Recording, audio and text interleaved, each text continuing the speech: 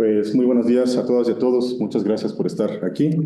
Les agradezco mucho esta oportunidad de poner a consideración la investigación que he realizado y que es producto de mi formación doctoral aquí en Ciencias Sureste. Y pues en particular agradezco a mis sinodales, ¿no? A Paula, a Ricardo, a Quetzil, al maestro Escalona, pues por todo el esfuerzo que hicieron para leer y corregir mi tesis, que creo que a lo mejor les costó un poco de trabajo porque a veces soy un poquito necio, pero siempre me tuvieron mucha paciencia y muy buena fe para poder realizar este trabajo, ¿no? Y para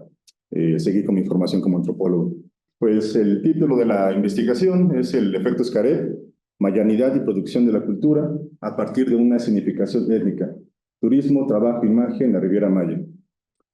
Pues bien, la presente investigación aborda la manera en que a partir de un megaproyecto turístico organizado e implementado por el gobierno federal mexicano y reforzado por la iniciativa privada, se construyó un mercado laboral en torno a la venta de la etnicidad. Este mercado creó las condiciones de posibilidad para la manufactura de un estilo particular de representación étnica de los mayas prehispánicos que, a su vez, permite la reproducción de la vida de un sector de la población. Este trabajo, de manera más precisa, es una etnografía acerca de un caso de significación étnica en una zona turística, en la que recupero diversas experiencias, trayectorias laborales y actividades de los así denominados danzantes prehispánicos o guerreros mayas, como ellos mismos se hacen llamar, mismos que construyen, dan vida y encarnan representaciones idealizadas de una supuesta civilización antigua a la que se ha dado por denominar los mayas. El contexto inmediato de estas significaciones y en la que los danzantes mayas se desenvuelven es la zona turística conocida como el Caribe mexicano. Pues bien, de manera general, la metodología y organización de la tesis consiste en que los datos que retomo para la investigación son resultado de trabajo de campo y la aplicación de observación participante en Cozumel, Playa del Carmen, Acumal, Tulum, Teochuco, Valladolid, Cancún y Chiapas, mismo que realicé entre octubre y diciembre de 2021 y enero a septiembre de 2022. En Cozumel tuve oportunidad de participar en shows, visitas guiadas y en la vida cotidiana de danzantes que pertenecen a 3 grupos distintos. El equipo de danzantes del Parque Temático Polo del Maíz, dirigido por Jorge Gutiérrez, conocido como El Pollo, y Bianchi Roche. El grupo Julquín, dirigido por Enrique Pérez y Ros Briceño, y el grupo Yolotlehuaco, liderado por Álvaro Yolotl. En Playa del Carmen también hice observación participante en el llamado Portal Maya, ¿no? Con el grupo Tlahuizcampa, dirigido por Daniel Cuautla. Asimismo, realicé observación directa y entrevistas, mismas que apliqué con los grupos Kinhuac, Portal Maya, Espectáculo Ritual, con el sacerdote Juan el Indio, que se dedica a realizar bodas mayas, Armando Uscanga, que se dedica a hacer show prehispánico y juego de pelota, con Adriana, que es la directora del grupo Xipetotec de Xcaret, con Jorge Flores, que se dedica a las fotografías con turistas en Tulum, Javier Alarcón, que fue el creador de las primeras coreografías de danza maya en Xcaret, Cristian Alcántara, que se dedica al show prehispánico, bodas y ceremonias de cacao, Eric Guevara, también reconocido temascalero y sacerdote de bodas mayas, Chapo Lizárraga, uno de los primeros jugadores sinaloenses del juego de pelota que llegó a la Riviera Maya, Sara Gasparotto, una reconocida wedding planner, Mari Cobá, sacerdotisa maya, El Paisa, líder del sindicato de danzantes de la CROC, Richard Kahn, quien fue actor de la película Apocalipto y que ahora se dedica también a hacer bodas mayas, Alberto Chablé de Teochuco, que se dedica a la creación de instrumentos mayas, entre muchos otros. Como propuesta general de la tesis, es que, o la crítica va dirigida, en que en las últimas décadas la mercantilización de la cultura ha captado la atención de algunos críticos del capitalismo. Al llamar la atención acerca de la comercialización de la cultura, este último concepto, considero, es entendido en un sentido tradicional, esto es, como costumbres, identidades, tradiciones y expresiones artísticas y espirituales de un pueblo. Asimismo, aunque la explosión de la diversidad ha generado la aparición de nuevas formas de ser diferente, la dupla conceptual integrada por las nociones de cultura y el marcador étnico indígena continúan ocupando un lugar protagónico. ¿A qué se deben tanto la preocupación por la mercantilización de la cultura como el énfasis puesto en lo indígena, ahora llamados pueblos originarios del mundo? Sugiero que parte de la respuesta puede hallarse en la potente explosión de la venta de la etnicidad impulsada por la economía turística. A nivel mundial, el turismo se ha posicionado como una de las actividades económicas más importantes lo cual ha sucedido como una forma de impulsar el modelo capitalista en diferentes países, en particular de aquellos a los que se les ha dicho que su principal materia prima y atractivo es una mezcla entre naturaleza, historia y cultura. El sector servicios se encuentra en una constante expansión, integrando a su dinámica más territorio y población, a la vez que se construye o inventa nuevas atracciones y símbolos para su consumo. Aunque la labor de la crítica de la mercantilización de la cultura en contextos turísticos es necesaria, considero que al realizarla nos encontramos con una serie de puntos débiles que ponen en duda la labor misma de la crítica. Cuando hablamos de la integración de la cultura e identidad de un pueblo al mercado capitalista, ¿de qué estamos hablando? Debido al estatus ambiguo y contradictorio de nociones como cultura, identidad y pueblo, no es difícil que terminemos perdiendo la ruta de la crítica de este proceso. A pesar que, de manera consciente, entendemos las complicaciones de los conceptos antes señalados, el de cultura, identidad y pueblo, el procedimiento implícito en la crítica de la comercialización de la cultura presenta estos conceptos como entes coherentes y existentes más allá de las representaciones escenográficas. Aún más, la crítica suele dirigirse hacia individuos específicos a quienes se acusa de prostitución cultural, en particular a la gente que se gana la vida como trabajadores del turismo, o de obtener beneficios mediante la explotación de representaciones éticas de grupos marginados, tales como la sociedad civil, empresarios y funcionarios de gobierno. En la medida en que esa crítica del capitalismo señala personas específicas y no este modo de producción en sí mismo, considero que la crítica al sistema resulta vana. Para evitar estos problemas teóricos, sugiero tomar como plataforma de despegue, y ahí haciendo la aclaración, solo como plataforma de despegue, no el análisis de la cultura, el capitalismo y el poder como esferas separadas, sino más bien dirigirla hacia la crítica de la lógica del capitalismo y sus contradicciones estructurales. Con ello podemos, al menos considero, dejar atrás la producción explícita o implícita de etnografías de la cultura, la identidad de una comunidad o de un pueblo, y así concentrarnos en las condiciones de posibilidad que permiten que el fenómeno de la cultura en venta sea posible. De este modo, en el presente trabajo de investigación, la ruta analítica que sigo consiste en pensar la articulación de la industria turística como parte de la, por así decirlo, la esfera económica, la intervención estatal como parte del poder político y la producción y uso de estereotipos, imágenes, discursos, fantasías, relaciones prácticas y sentido común, pensado como cultura o formaciones culturales, para comprender el funcionamiento, las implicaciones y los efectos del megaproyecto turístico auspiciado por el Estado y reforzado por la iniciativa privada que se ha desplegado en las costas caribeñas de Quintana Roo. Como ya lo he señalado, si bien el tema central es la construcción y funcionamiento de una significación étnica acerca de los mayas, para analizarlo mediante la articulación de lo económico, político y cultural, me concentro en la creación del mercado laboral en el que participan los danzantes prehispánicos en la Riviera Maya,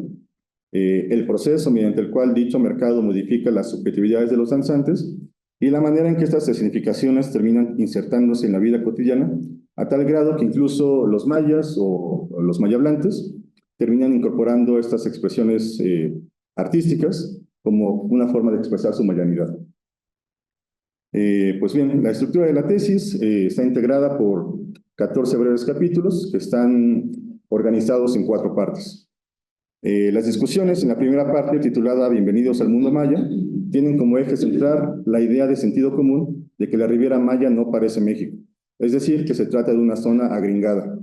En Quintana Roo, la relación entre la industria turística y la cultura e identidad lleva de por medio una tensión entre dos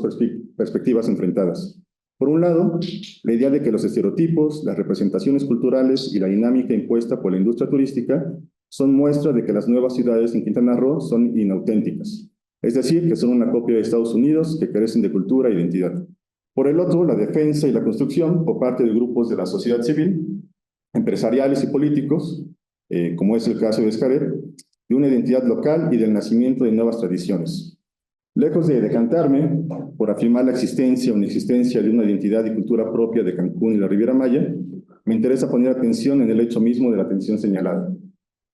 A decir de Torres y Mommsen, a quien ahora cito, la extravagancia y la naturaleza exagerada de Cancún la ha transformado en un espectáculo circense al que los lugareños se refieren como Gringolandia, lo cual, señalan Torres y Mommsen, se confirma con la invasión y explotación del espacio mexicano por un espacio americano. Las imágenes de dominación, homogenización y degradación cultural, que son evocadas por la noción de Gringolandia, sugiero, tienen la cualidad de dar cuenta de relaciones existentes de poder económicas, mismas que pienso no debemos obviar.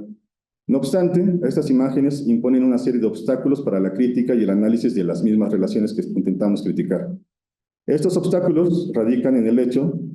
de que se repiten argumentos de teorías que ya han sido cuestionadas por las ciencias sociales. En particular, me refiero a las teorías de la dependencia económica y de la aculturación. En ese sentido, por un lado, al representar la relación entre Estados Unidos y México, se resalta la fuerza e influencia de Estados Unidos, mientras que se desdibujan las reacciones y adaptaciones concretas de México.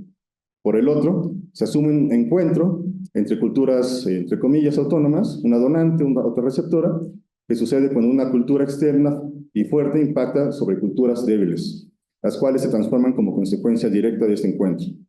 En esta representación, las llamadas culturas débiles, en este caso México, son mostradas como cerradas, aisladas y carentes de agencia y de historia. Para poder subsanar estos problemas teóricos, retomo los conceptos de internalización de lo externo, utilizado por William Roseberry, y el de turistificación de Michel Picard. Ambas propuestas permiten entender la aplicación de proyectos turísticos no como una fuerza externa que moldea a su gusto las dinámicas y la cultura de las sociedades locales, sino como un proceso de lucha contradictorio y lleno de encuentros entre historias, con el que las relaciones existentes se encuentran condicionadas por sedimentos de relaciones e historias pasadas. Esto es, cada espacio en el que la economía turística entra plantea una serie de condicionantes que obligan a la misma industria turística a adaptarse y a desarrollarse de una forma particular, con el objetivo de dar cuenta del encuentro entre múltiples historias y el cruce de tensiones y confrontaciones entre grupos que brindan sus particularidades a la zona turística del Caribe mexicano. En esta primera sección de la tesis, lo que realizo es un recuento histórico acerca de la articulación entre Estado y proyectos turísticos, la producción de imágenes y representaciones de lo mexicano y de lo maya, y los procesos y relaciones que dieron pie a la construcción de Cancún, de la zona turística del Caribe mexicano y de las representaciones dominantes de los mayas. En la segunda parte de la tesis, titulada El show prehispánico y los guerreros mayas, formación, auge, decadencia y diversificación de una zonificación étnica, el objetivo, pues, presentar y analizar la construcción del mercado laboral de los danzantes prehispánicos en la Riviera Maya y la producción de estos danzantes como un tipo especial de trabajador que debe reconstruir su subjetividad para acoplarse al mercado y al mismo tiempo para construir el mercado en el que trabaja. La creación de la denominación de Riviera Maya en 1997 implicó la explotación de lo maya como forma de dotar a la industria turística de la región de una temática propia para distinguirse de otros destinos, en particular de la zona del Caribe, ¿no? Esta denominación generó las condiciones de posibilidad para poner en marcha diferentes procesos que se encuentran articulados. Entre ellos, solo quiero destacar tres: la constante manufactura de lo maya, el surgimiento de un mercado laboral de lo maya y la construcción de un tipo particular de trabajador capaz de insertarse en este mercado y de representar a los mayas prehispánicos. Los primeros, por así decirlo, los mayas prehispánicos de Xcaret, fueron originarias de diferentes partes de México, entre ellos de Acapulco, Estado de México, Ciudad de México, Sinaloa, Veracruz y Oaxaca, que llegaron a la Riviera Maya en busca de trabajo en el sector servicios y la construcción. Antes de ser danzantes mayas prehispánicos, estas personas tuvieron trayectorias laborales diversas y precarias, como albañiles, chalanes, campesinos y comerciantes, y experimentaron en sus lugares de origen los efectos de diversas crisis económicas que sucedieron en la década de los 90. Ambos factores, tener trabajos precarios y crisis económica generalizada, y la promesa de mejores oportunidades de vida y trabajo en la zona turística del Caribe mexicano, forzaron la migración de aquellas personas hacia la península de Yucatán. Para referirme a estos migrantes que entraron en el mercado laboral de la Maya, utilizo la categoría general de braceros de la mayanidad. La intención es resaltar, por un lado, que esta fuerza de trabajo proviene de diferentes partes de México y que con distintas trayectorias laborales se desempeñan con éxito, por así decirlo, como representantes de los mayas. Por otro, la categoría de braceros de la mayanidad pretende señalar las particularidades de estos trabajadores migrantes, es decir, para poder desempeñarse como danzantes mayas prehispánicos, tuvieron que desarrollar una identificación particular con ideas como cultura, tradición y espiritualidad, lo cual les permitió encarnar de manera, digámoslo así, más auténtica y exitosa a los mayas del pasado. Esto, en especial, frente a los bailarines profesionales de danza folclórica contemporánea, que fueron formados en escuelas de bellas artes, pero que no lograron insertarse con éxito en este mercado laboral. De manera general, distingo 4 etapas por el que ha pasado el mercado laboral de los danzantes. su formación, auge, decadencia y diversificación. En la primera etapa, muestra el proceso mediante el cual los braceros de la mayanidad, impulsados por Xcaret, fueron construyendo representaciones propias de la maya. En su momento de auge, el llamado show prehispánico generó buenas ganancias a los líderes de grupo y dueños de empresas, a tal grado que podían cobrar por un show prehispánico 350,000, medio millón de pesos. Sin embargo, la constante creación de nuevos grupos y la continua migración de danzantes aztecas del centro de México y la Riviera Maya pronto generó que los precios del show prehispánico disminuyeran. Los danzantes más experimentados se reunieron y crearon un sindicato de danzantes que estaba adherido a la CROC. El objetivo de ello era obtener mejores condiciones de trabajo y mejores precios para sus espectáculos, en particular cuando los hoteles empezaron a pagar a crédito. No obstante, el sindicato pues terminó siendo un lastre para estos grupos. Ante estas condiciones, los danzantes empezaron a construir nuevos nichos de mercado. En particular, se empezaron a, por decirlo así, independizarse para enfocarse en el tema ya no de los shows prehispánicos, sino de crear ceremonias y rituales tales como las bodas mayas, bautizos mayas, temazcales, tipis, entre otro tipo, ceremonias de cacao. La principal herramienta que utilizaron los danzantes para crear estos nichos de mercado, considero, y que fue parte importante de la investigación, fue la investigación y producción de estilos particulares para realizar ceremonias. Por ello, analizo estos procesos mediante las categorías de empresarios de la tradición, emprendedores de sí mismos y antropólogos del sentido común. En la tercera sección de la tesis, la energía del guerrero, trabajo estético y trabajo emocional de los danzantes prehispánicos, abordo la estética del guerrero para analizar el mercado laboral de los danzantes prehispánicos en la Riviera Maya. Esto a partir de dos características que son relevantes. La primera consiste en la noción de apariencia del guerrero mismo. La segunda se refiere no tanto a cómo se ven los danzantes como guerreros, sino lo que transmiten a su público, o al menos lo que los danzantes consideran que transmiten a su público. Para esto retomo la idea expresada por los danzantes de que lo que los hace especiales, en particular frente a los bailarines profesionales, es que son capaces de transmitir a los turistas energía, misma que es resultado, ellos consideran, de su amor y compromiso por la cultura y la tradición, y de su formación como danzantes al natural o en el barrio, es decir, que no fueron formados en escuelas profesionales. Al poner atención tanto a la estética del guerrero como a la relación que los danzantes establecen con el público mediante su interpretación, que consiste precisamente eso, en transmitir energía, el objetivo es abordar aquellos elementos que no son movilizados en el trabajo de los danzantes prehispánicos y que permiten que se produzca valor económico. Para abordar estas características del trabajo de los danzantes, tomo como punto de partida las discusiones en torno a los conceptos analíticos de trabajo emocional y trabajo estético. Por trabajo emocional, retomando a Hochschild, me refiero de manera más precisa al manejo de los sentimientos para crear una exhibición facial y corporal públicamente observable. Una de las características relevantes acerca de los trabajadores que realizan trabajo emocional es que al inducir o suprimir sentimientos no están realizando una simple actuación. Más bien, para que este tipo de labor pueda ser realizada de manera exitosa y al natural, el manejo de emociones debe ir hasta lo más profundo de la individualidad del trabajador. Es decir, como ya he venido diciendo, el trabajador debe de moldear su propia subjetividad. Por su parte, el concepto de trabajo estético, propuesto por Warhurst y Nixon, se enfoca en la apariencia de los trabajadores. Es decir, no es tanto en el qué hacen, sino en cómo se ven y, principalmente, en la recepción que los clientes tienen de ello. Al recuperar el marco teórico de estos investigadores, que es principalmente Pierre Bourdieu, en torno a la reproducción de jerarquías y clases sociales mediante los conceptos de hábitos y capital cultural, el concepto de trabajo estético busca dar cuenta de una serie de capacidades y atributos corporizados o incorporados en el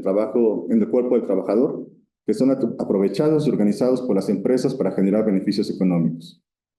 De manera general, el análisis de las actividades de los danzantes, bajo la perspectiva de los conceptos de trabajo emocional y estético, muestra que el show prehispánico es un servicio de entretenimiento que genera valor económico a partir de la explotación de un estilo de ofrecer el servicio en sí mismo. Este estilo depende de la estética del guerrero que los propios danzantes han desarrollado, mismo que no es resultado de una formación profesional, sino que es producto de las disposiciones incorporadas en la forma de ser o en la experiencia de clase de estas personas. Esto es, sus trayectorias laborales en trabajos informales, y su extracción de clase se reflejan en el estilo que han desarrollado para realizar interpretaciones de danzas prehispánicas, estilo que los propios danzantes denominan como el de guerrero. Por último, el título de la sección final de la tesis, la paradoja maya, la magia real de un paraíso ficticio, no hace alusión tanto al hecho de que los representantes de los mayas prehispánicos en la Riviera Maya no son mayas auténticos, sino a la dinámica en la que turistas, danzantes y personas que se autoescriben a la identidad maya entran al momento de realizar o participar en shows, rituales y escenificaciones de la cultura e identidad maya. Identifico y analizo al menos 3 paradojas centrales. La primera paradoja es que los danzantes mayas prehispánicos en la Riviera Maya, quienes, si bien están conscientes de que sus creaciones escénicas son un show manufacturado por ellos mismos, y a pesar de que previenen a su público de que ellos no son mayas y que sus significaciones son representaciones artísticas, aún así terminan enganchados con sus creaciones a tal grado que llegan a incorporarlas en su vida cotidiana. Es decir, terminan haciendo rituales para ellos mismos y terminan identificándose con ciertas creencias, como la creencia en la diosa Ixchel y otras más, ¿no? Asimismo, consideran que están colaborando con el rescate de la cultura maya y se esfuerzan por difundir y enseñar sus creaciones, en especial entre población maya, con la intención de que los mayas conozcan su cultura y la recuperen. Esto a pesar de que en ciertos momentos, como lo diría Gramsci, tienen una conciencia contradictoria. Es decir, ellos entienden bien que estas escenificaciones son un show, pero al mismo tiempo piensan que los mayas deben recuperar su cultura, ¿no? Que serían precisamente esos shows. La segunda paradoja es que personas que se autoescriben a la identidad maya y que critican las escenificaciones escénicas creadas en Xcaret, lo cual llaman un proceso de escaretización de la cultura maya, y la critican por promover una imagen inauténtica, exótica, folclorizada y comercializada de la cultura maya, hacen suyas estas mismas escenificaciones que ellos denominan inauténticas, y después de filtrarlas, digamos que de ciertas impurezas, las utilizan como una forma de expresar su mayanidad y como una manera de recuperar y revitalizar la auténtica cultura maya. Muy buenos casos etnográficos los encontré en Teoshuco y también aquí en Chiapas en un caracol zapatista. Tercera paradoja. Aunque en la Riviera Maya parece que los turistas y habitantes locales, es decir, el público de los danzantes, entienden bien que las escenificaciones de los danzantes son eso, escenificaciones, aún así pueden involucrarse en sus representaciones y rituales como si todo fuera auténtico. Esto es, a pesar de que saben bien que se encuentran ante lo que McCannell denomina como ficciones de autenticidad, en la práctica, este conocimiento queda en pausa y los turistas actúan como si los rituales de los danzantes fueran producto de la conservación de la herencia de los mayas prehispánicos. En el presente análisis, lejos de asumir que los sujetos involucrados en las paradojas ya señaladas son cínicos o actores que simplemente participan de manera voluntaria y consciente en un gran juego o en una gran obra de teatro, propongo un análisis que se centra en la explicación de los procesos que estructuran estas paradojas a partir de los conceptos de fantasía ideológica como una ilusión práctica, interpasividad como la magia moderna e ilusiones sin sujeto como creencias externas. Estos conceptos permiten, mediante el análisis de la relación contradictoria entre lo que se sabe y lo que se hace, dar cuenta de la existencia de ilusiones o fantasías que operan directamente en las relaciones sociales y no en la conciencia de los sujetos o como efecto de sus objetividades. Estas ilusiones, sugiero, aunque no son resultado de las relaciones capitalistas, juegan un rol importante en la manera en que la industria turística opera y la forma en que las escenificaciones étnicas logran tener éxito, tanto como espectáculos para el entretenimiento, como en la construcción de eso que usualmente llamamos cultura y tradición. Por último, y nada más para anotar unas reflexiones muy generales, pues más allá de concluir que la manufactura de danzas, música, bodas, ceremonias y guerreros mayas es producto de un simple engaño o estafa de la industria turística, a lo largo de la investigación se ha demostrado la relevancia del compromiso que los danzantes tienen con los personajes que han construido y que interpretan. Los guerreros mayas se involucran o identifican con las ideas básicas de cultura y tradición, mismas que sustentan las escenificaciones que realizan, y las presentan ante su público con una marcada convicción. Esto es la dinámica del mercado laboral, que es lo que me interesa destacar, de las escenificaciones étnicas de los mayas, tienen la fuerza para moldear a sus trabajadores de tal forma que estos no realizan meras actuaciones ni pretenden engañar al observador. Más bien, hacen un despliegue de discursos y prácticas en las que demuestran compromiso, convicción y creencias. En lugar de abordar los efectos que el Parque Xcaret ha tenido en términos de lo que algunos llaman escaretización de la cultura e identidad maya, esto es, de la comercialización, exotización y folclorización de los mayas, en la presente investigación he intentado destacar que el acercamiento crítico en el que debemos poner atención se encuentra en la producción misma de la cultura. Este proceso de producción de la cultura, a partir de la articulación de lo político, económico y sociocultural, no solo permite dar cuenta de las múltiples relaciones inmiscuidas en la construcción y aplicación de símbolos, prácticas, ideologías y formas de ver el mundo. También brinda luz acerca de la fuerza que la industria turística tiene en la vida cotidiana de las personas. En otras palabras, la crítica de la exotización, comercialización, reificación, folclorización de la cultura y de la identidad se encuentra limitada a los procesos de producción de imaginarios. Es por ello que sugiero que, más allá de solo enfocarnos en la producción de imaginarios, tenemos que dar cuenta también de la manera en que esos imaginarios terminan teniendo efectividad práctica y la capacidad que tienen para extenderse en la vida cotidiana de las personas. Y bueno, lo dejaría hasta ahí. Muchas gracias.